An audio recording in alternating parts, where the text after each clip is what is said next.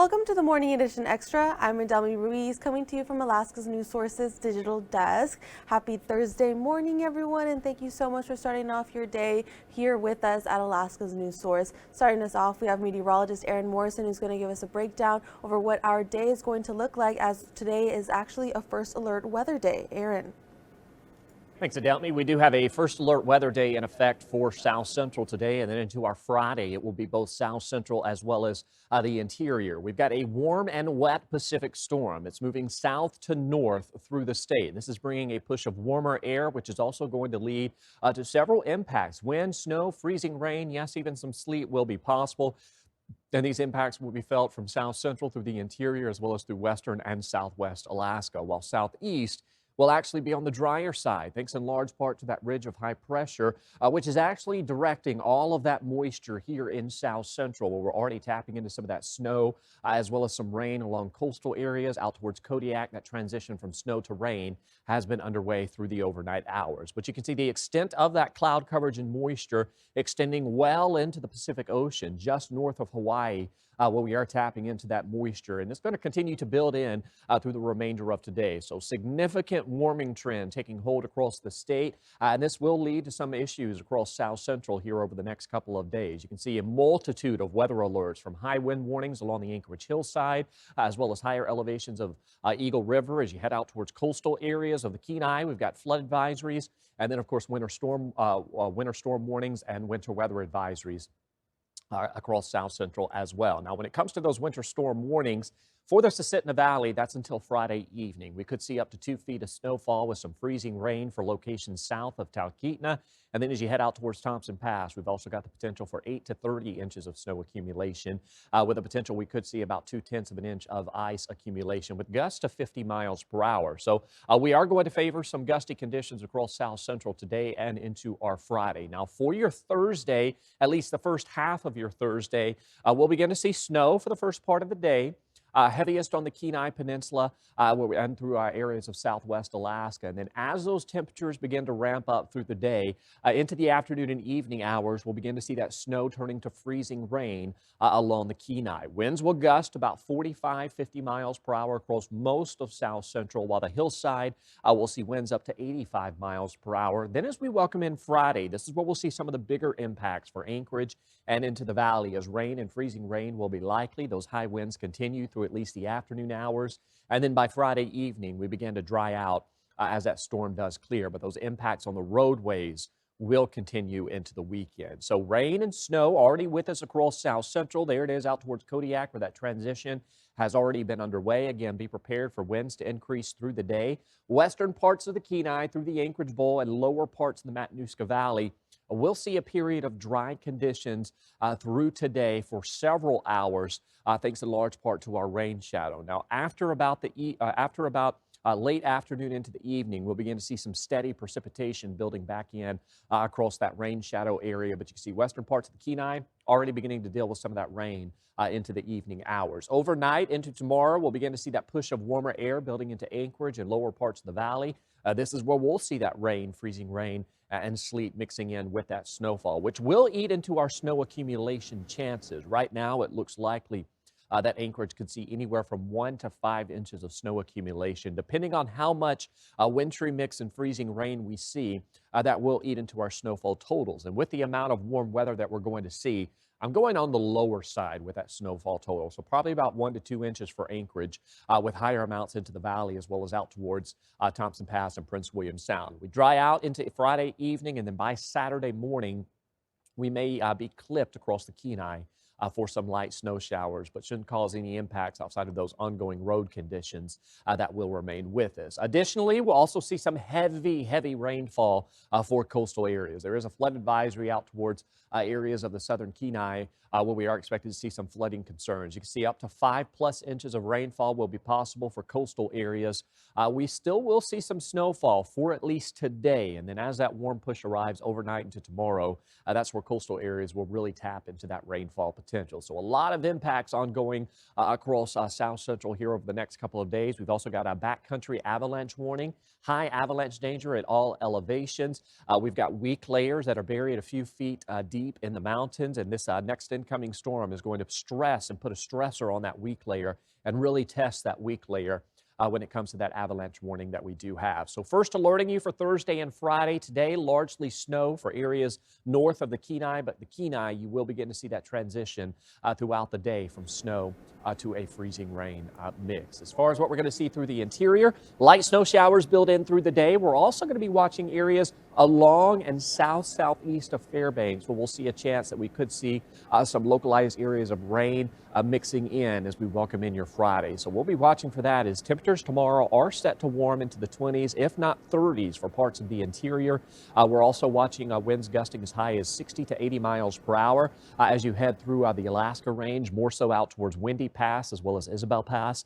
So be prepared for some of those higher winds to be expected. And much like South Central into the weekend, we'll see much drier conditions, although we could see some localized areas of light snow, if not wintry mix, sticking around. We'll pick up a couple to several inches of snow accumulation, of course, higher amounts as you head north of the Steese Highway and northwest of Fairbanks, as well as through the Alaska range. The heart of the interior will likely see about 2 to 5 inches of that snow accumulation, of course, on the lower side for Fairbanks, due to that chance that we'll see some rain and freezing rain mixing in. 26 degrees Friday. There is an outside chance we could warm near freezing into your Friday. You can see Saturday, Sunday, we dry out. Really into next week, we dry out with some sunshine returning. Martin Luther King Day, you can see a high of 17 degrees. We drop back down near 0 by Wednesday. Take it easy on the roads, though, through the close of this week into the weekend, as any rain falling on that snow will lead to icy conditions. All right, thank you so much, Aaron. And Anchorage is still digging out after that big snow. And if you've been sliding through ruts or feeling like you're driving through a bounce house, you've probably asked the same question: who's actually responsible for plowing what? Rebecca Palsha took a drive and found out where the plowing is working, where it's falling short, and what officials want you to do when your streets get missed. Straighten out, straighten out. Okay. Crisis averted here on C Street. That's a road the state clears. Is there one street that's more of a problem? Looky here. Yeah, Midtown for sure. Let's keep driving. Put these roads to the test. Who does a better job plowing? The city or the state? Yikes! I see you, Seward Highway. This one, the state clears. Any roads that stand out to you as good or bad? Nothing in particular, no. Some are bumpy, others clear, some roads are icy, and some are smooth as silk. The old Seward Highway is consistent. No ruts, just snow. Here's one the state clears. 5th Avenue to downtown, clear. Another win for the city. So in the Anchorage area, the state is responsible for the Seward Highway, the Glen Highway, Minnesota. Those are our priority 1 roadways. The state says it clears about 1,700 miles of roads in Anchorage. Well, I think they could be better, but I think they're probably doing a good job. The state clears less than the city, but works on some of the highest spots for speed and the main thoroughfares. If there are problem areas, always contact us. The city says it focuses on main roads as well and should take 12 hours to clear once that snow stops falling. Things are going well. We had a really big snowstorm. The plowers, they don't worry about the neighborhoods as much as the main roads. Those are for the city to clear. Do you think everyone's doing a good job?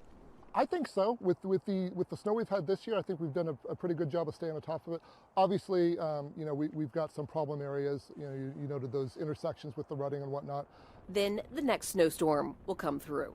Rebecca Palsha, Alaska's news source. And it's no secret we've seen a lot more snow this winter, and those towering snowbanks around town are proof. While it might be a headache for some, it's been a boom for snowplow business. Danny Tompkins got the scoop on how local plow companies are doing this winter.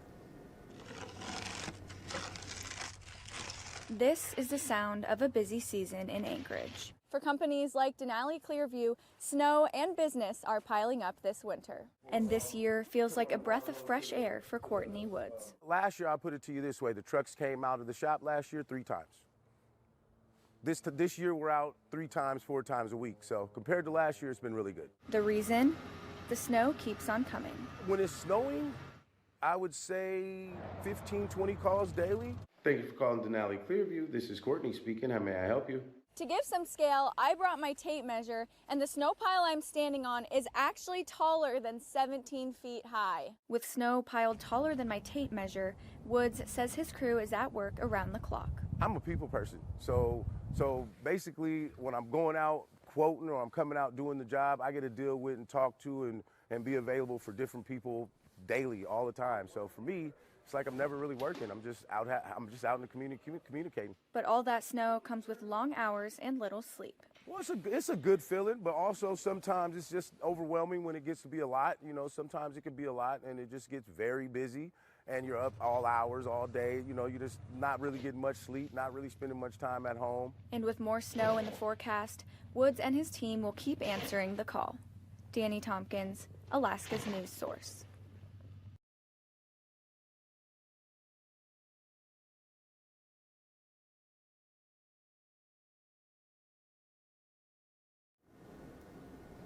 A federal investment of $272 million is meant to transform Alaska's rural health care. The state health department is hoping this funding will permanently change Alaska's health care landscape. To start that process, they're meeting this week in Anchorage with healthcare providers, community, and tribal leaders to figure out how to spend it. Obviously, one of Alaska's biggest challenges is distance, and much of Alaska's healthcare is concentrated in urban areas. So the state wants to build out a larger network of services with a larger workforce. So having a lot more opportunities to enter through apprenticeships or certifications for the entry-level workforce in healthcare, in addition to residency programs for physicians. We have a really small, narrow focus right now. We want to expand that. So looking at the full spectrum. They also want to expand technological options for healthcare, like telehealth and a wearable technology like smart watches used to gather health data from those harder to reach places.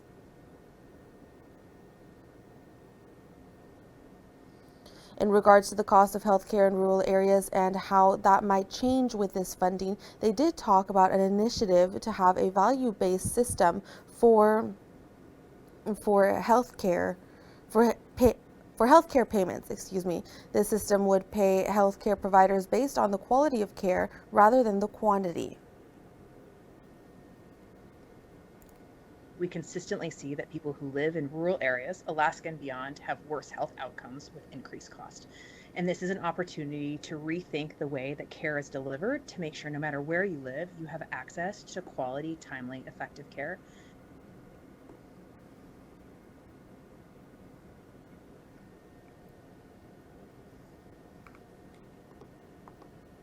While the exact date these funds will start rolling out is still to be determined, they will likely start spending the funds within the next couple of months. And a man was found dead near a busy intersection in Midtown on Tuesday.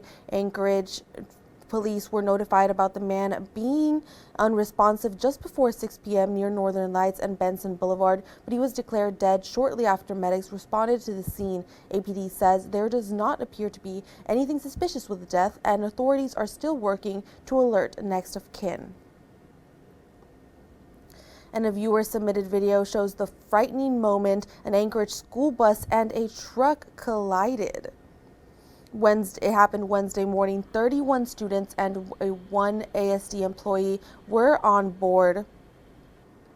A statement from ASD says all were able to safely exit the bus and transported to the school on a different bus. Northern Lights was closed in both directions between Betty Davis East High School and Wesleyan Drive while a fire was put out.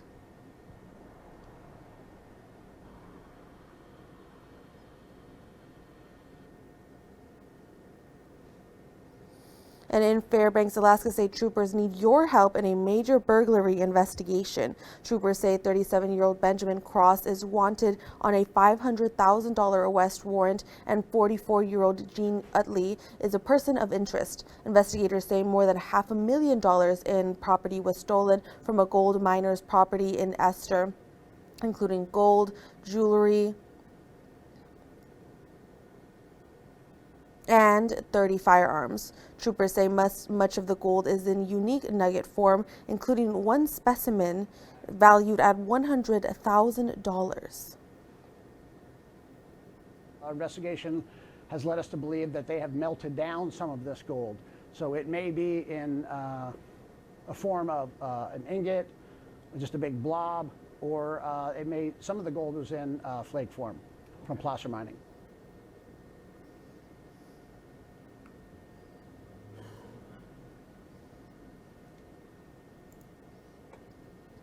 Troopers say both men should be considered armed and dangerous, and you should not approach them. They say Cross may be headed to or already in the Anchorage area. If you have any information on where either man is, you're asked to contact Alaska State Troopers or submit an anonymous tip online.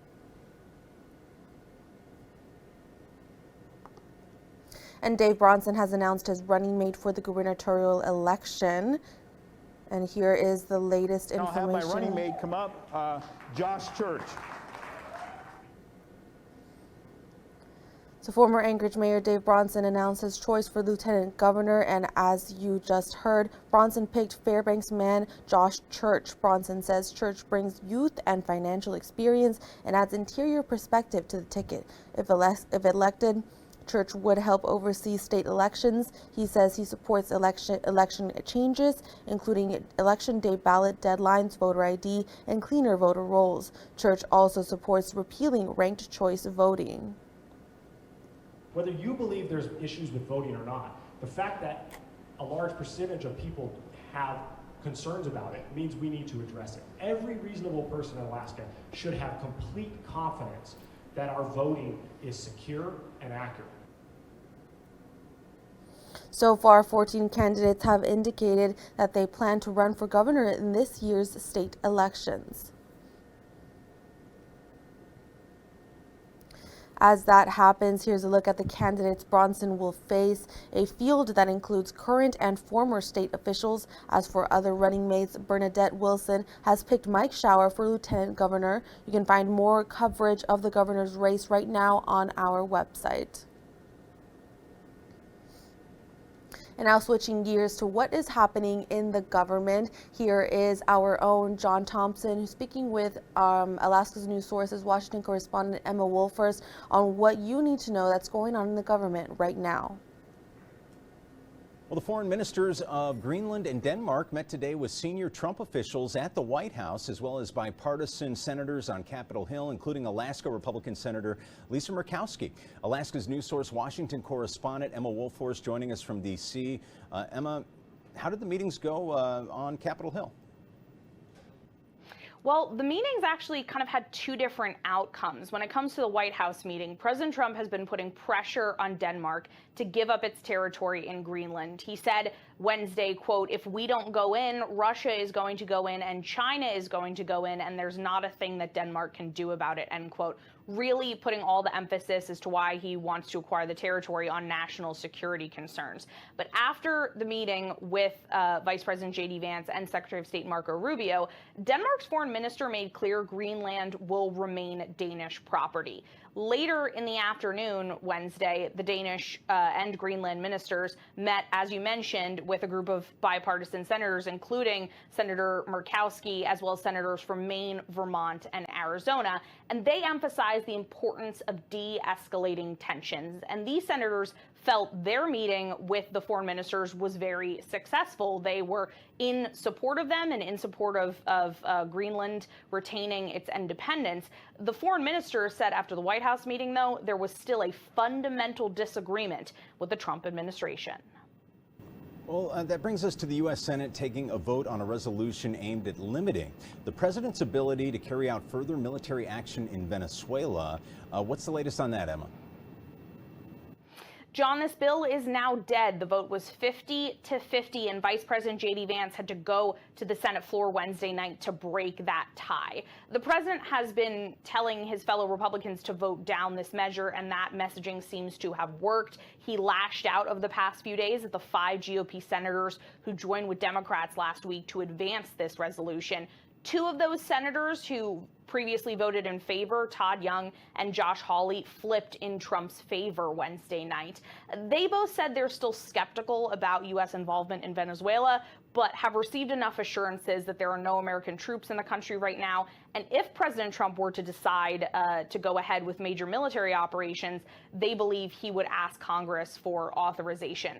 Democrats disagree, and they believe President Trump's blockade, boat strikes in the Caribbean, and capture of ousted Venezuelan President Nicolas Maduro already amount to wartime hostilities. All right, Emma, and finally, House Democrats introduced articles of impeachment for Homeland Security Secretary Kristi Noem.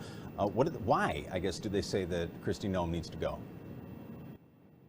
Yeah, they're pointing to violence flaring up between ICE agents and demonstrators across the country, saying Noem violated her oath of office. Illinois Congresswoman Robin Kelly introduced these articles to end what she calls Noem's reign of terror. Secretary Noem faces 3 articles of impeachment: obstruction of Congress, violation of public trust, and self-dealing.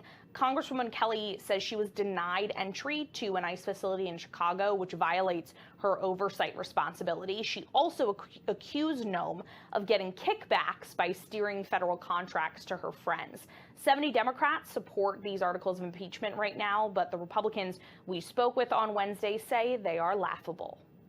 Alaska's News Source Washington correspondent Emma Wolforst joining us from D.C., keeping us informed. Emma, thank you very much. Thank you.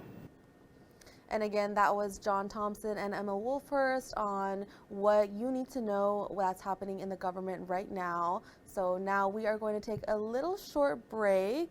So we will be right back after these short messages.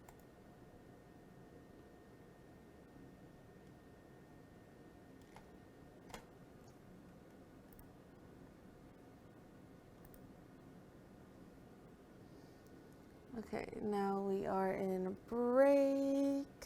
I have a 2-minute break, so I get to kind of unwind, drink my Dr. Pepper.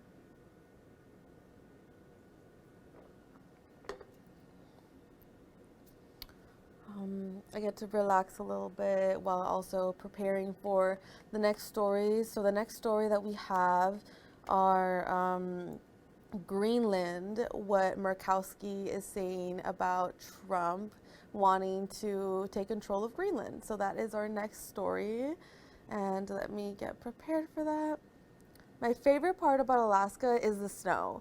Being from, which I know like the snow is a lot, it's a lot to handle, it's terrible to drive in, but being a California girl, someone who never experienced snow, like this is a dream for me. Like I can make snowmen, I can and it's so beautiful. It's so like, it's just like it's such a Christmas vibe, and I absolutely love it. I love the snow.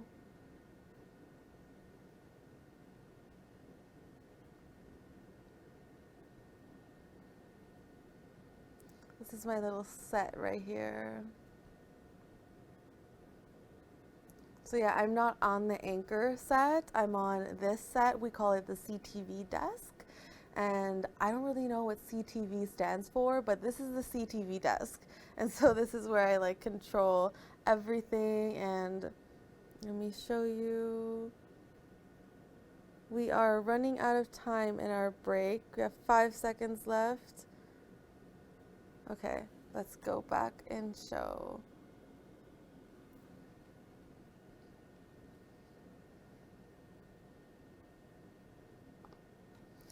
And we are back. Thank you so much for staying with us.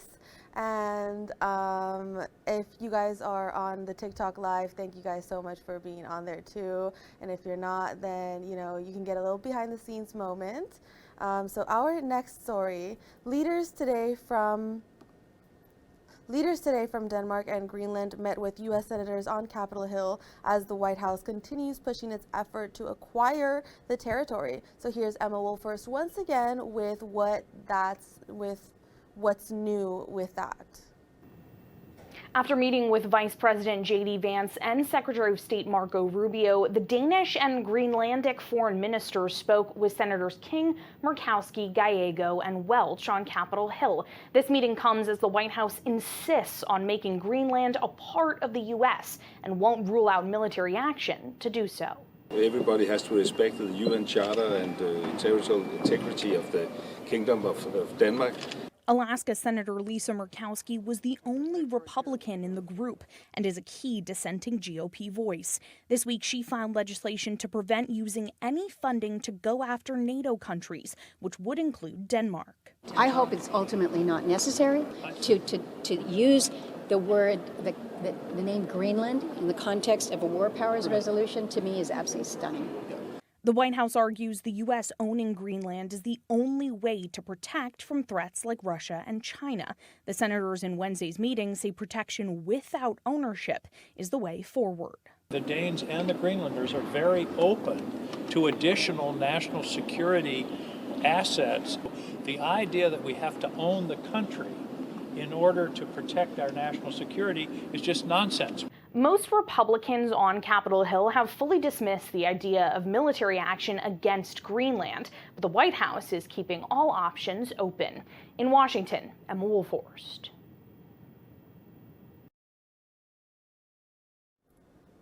And now heading back to Washington, where there's a high-stakes meeting taking place over the future of Greenland.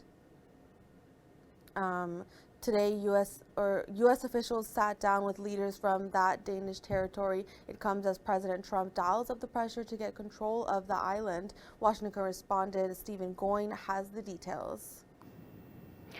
President Donald Trump is escalating his push for U.S. control of Greenland, calling anything short of that unacceptable. On social media, the president's saying that officials within the North Atlantic Treaty Organization, or NATO, should, quote, be leading the way for us to get it, adding that he believes if we don't, Russia or China will. But leaders in Greenland and Denmark continue to push back. This week, Greenland's prime minister saying, if we have to choose between the United States and Denmark, here and now, we choose Denmark. Trump responding.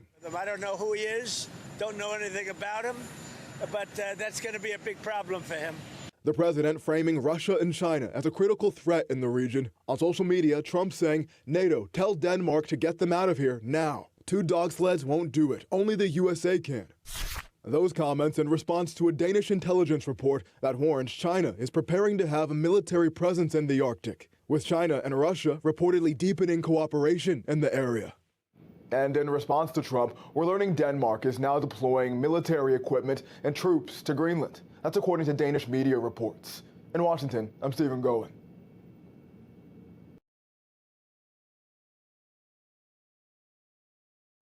Excuse me, my microphone was down, but now it is up. So we know officials from Denmark and Greenland are first meeting with Vice President J.D. Vance and Secretary of State Marco Rubio, with meetings on Capitol Hill that were planned for yesterday afternoon. And law enforcement can enter a private residence if they believe there is an emergency, but how sure do they have to be in order to enter a residence? The Supreme Court answers a question at the crux of Case versus Montana. Washington correspondent Brian Henson explains the judge's ruling. So the justices rule that law enforcement can enter your home without a warrant in a potential emergency situation as long as they have an objectively reasonable basis. That's a higher standard than probable cause, which is what Case and supporters were arguing. In this incident, William Case's girlfriend called the police on him, saying he had a gun with intent to harm himself. Officers arrested Case and charged him with assaulting an officer. The state of Montana argued that ruling in Case's favor would have been too restrictive for officers in a life or death situation. Case's supporters argued that anything short of probable cause infringes upon citizens' rights.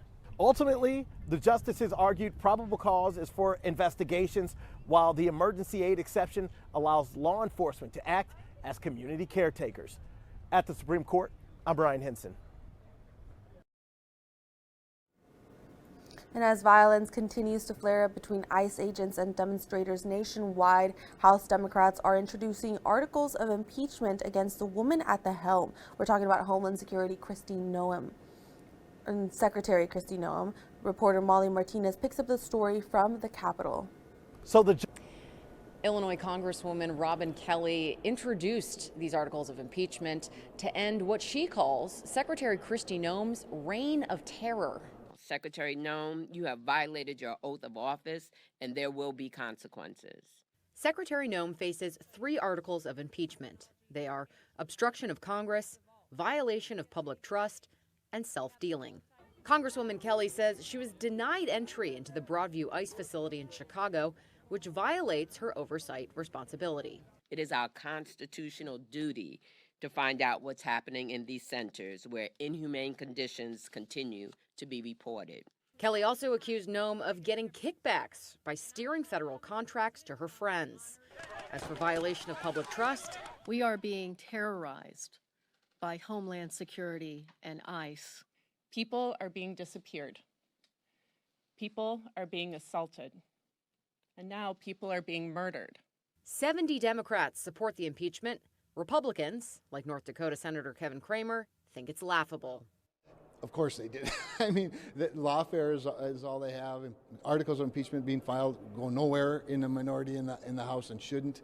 I think Christie's done a good job as the secretary. In Washington, I'm Molly Martinez.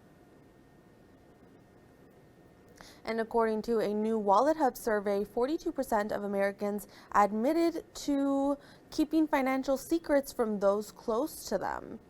In this Watching Your Wallet, consumer investigator Rachel DePompa talks to an expert at Wallet Hub about these findings. This new survey found financial secrets are very common right now, and sometimes people even have practical reasons for keeping them. John Kiernan, the managing editor at the personal finance company Wallet Hub, says 1 in 5 people admitted to lying about money all the time, while nearly 1 in 3 said they've lied to a partner about money. He says 72% actually said keeping some financial secrets is necessary. Around 2/3 of people think it's a good idea to have an emergency fund that their partner doesn't know about. And you can think about things like abusive relationships or just kind of keeping your options open. It's good to have kind of a exit plan, a little money saved up. Kiernan says in terms of what people are lying about, it's wide ranging from lying about your income to lying about making a big purchase, about debt, or even your credit score. And 47% of people say they would break up with someone or get a divorce because of financial problems. A significant percentage of people said they wouldn't marry someone who has bad credit score or bad wallet score or not much financial literacy. So kind of it makes sense that some people are lying about things like their credit score in social situations. Kiernan says money is one of the top stressors people have, so it makes sense there are a lot of emotions wrapped up in it, and people have a variety of motivations for not being truthful. With this Watching Your Wallet, I'm Rachel DePompa.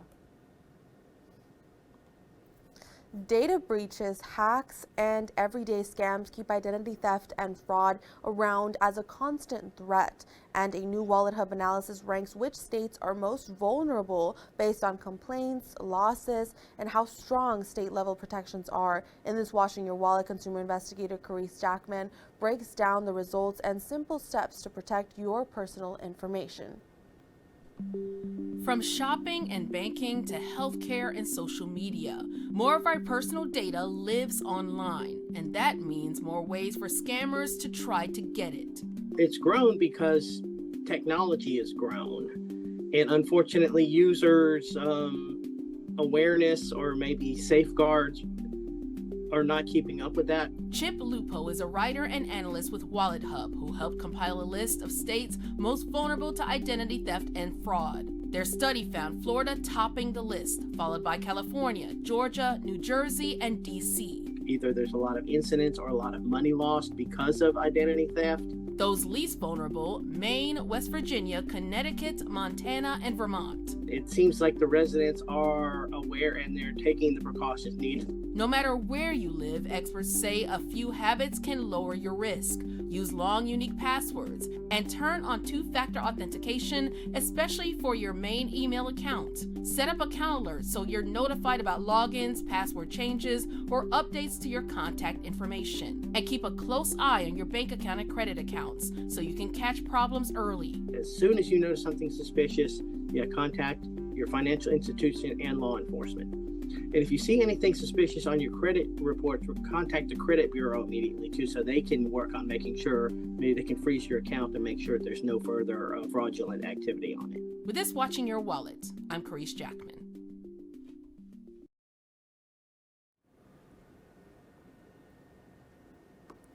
Experts also say managing your financial accounts online and keeping your email, phone number, and address up to date can make it harder for thieves to hijack your accounts, and setting up alerts for changes in your contact info or suspicious activity can help you catch fraud fast.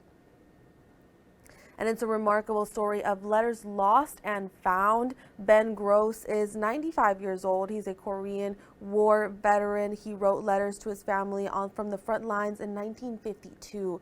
He just recently, his brother uncovered the letters. He mailed them to Ben, but somehow the package opened up and the letters spilled out. Local News Live, Joshua Skinner shares how the Postal Service and kindness of strangers are proving some memories are truly never lost. In late 2025, 95-year-old Ben Gross was surprised to learn his brother Valentine had kept over 24 letters he'd written home to North Dakota. He said, "I'm cleaning out and I got all these letters that I'm going to throw away unless you want them." Letters from 1952, when Ben served in the Korean War. When I came to Korea, the war was still going full blast. There was just one problem. The letters, still in their original envelopes and packed into one package, did not arrive in Peachtree City, where Ben now lives. So that was the first inkling that I had that something was wrong. Until they did, slowly, one by one. When was the last time before they came in the mail that you had seen these letters? Well, when I wrote them, 52 and 53. How the letters somehow became detached from the package is a mystery, but the letters remained in their original envelopes and began making their way to the addresses they'd been sent to in 1952 and 53. The Postal Service noticed some of the addresses no longer existed, that these letters were precious cargo, and personally figured out where Ben lived. Some private citizens helped as well. Reading letters from his 22-year-old self, they tell the story of a North Dakota farm boy. Father Chuck told me to write right away and tell you all thank you very much for this cookies. Some typed, some handwritten. I remember this one specifically. I remember when we were there. As he poured through photos of that time, the past can't help but come back. Do these kind of take you back to a place in time? Yes, definitely. It takes me back. And the letters keep arriving. One was delivered just 2 days ago. But there are still more than a dozen missing letters that Ben hopes to receive.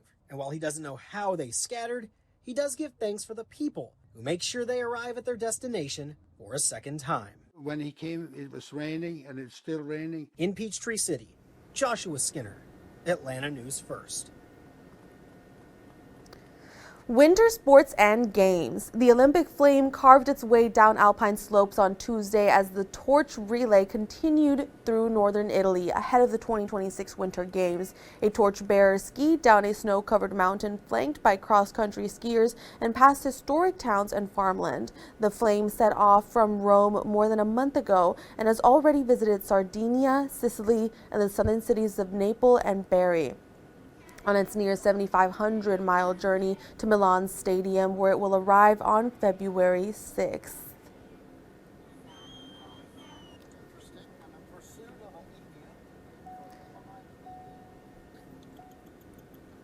And I wonder when this officer got in his car for the day, he thought to himself, I wonder if I'll get to cuff an emu today, because ironically, that's exactly what he got to do. Finding the emu running loose, the officer chased it down eventually. The naughty bird ignored his commands, fled on foot recklessly down the road, and kicked at him several times. But eventually he managed to get the bird in handcuffs, literally, and got it home safely, reunited to its owner. Look at that, an emu bird in handcuffs. Isn't that something? Oh wow, he's literally putting the handcuffs on the emu. Oh, how funny is that? Last fall, Torin Pope was rock hunting on public land in the southwest part of the state when he uncovered a fossilized turtle dating back nearly 48 million years. The Bureau of Land Management says that all those millions of years ago, the area looked very different. The Greater Green River Basin was much warmer and surrounded by rivers and streams. Animals like fish, crocodiles, and turtles thrived in the area. The fossilized turtles' remains were buried there for millions of years. Land management officials say natural erosion brought those remains to the surface.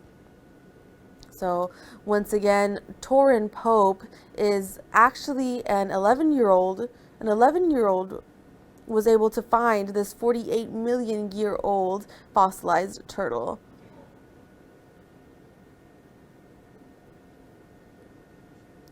And a new study has found that horses really can smell your fear. Researchers collected samples of study participants' armpit odor when they were feeling scared, happy, and neutral. The researchers then exposed the horses to the different odors during standardized tests and observed the animals' behavior. Analysis showed that both the horses' behavior and physiology were influenced by the human odor compounds. The horses exposed to odor compounds from volunteers who had watched scary footage were more likely to startle and were less likely to approach people or investigate unfamiliar objects.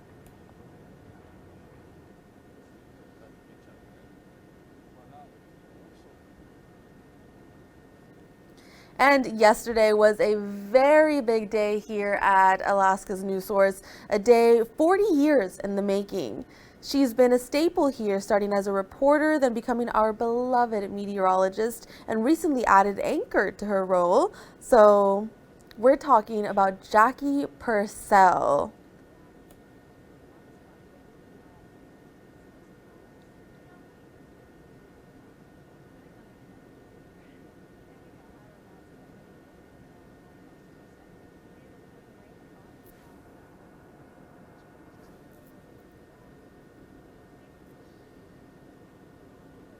Look at Jackie. Oh my goodness. Well, congratulations, Jackie Purcell, for 40 years at Alaska's News Source. That is a very well-deserved 40-year anniversary. I hope you had a wonderful, wonderful time spent with family, friends, and the station. And be sure to tune in this Friday to celebrate Jackie Purcell. We're taking a fun look back at some of her most memorable moments. So join us at 4:30, 5:30, and 6:30 on both KTUU and KYES this Friday. So tune in and celebrate 40 years of Jackie Purcell at Channel 2 this Friday.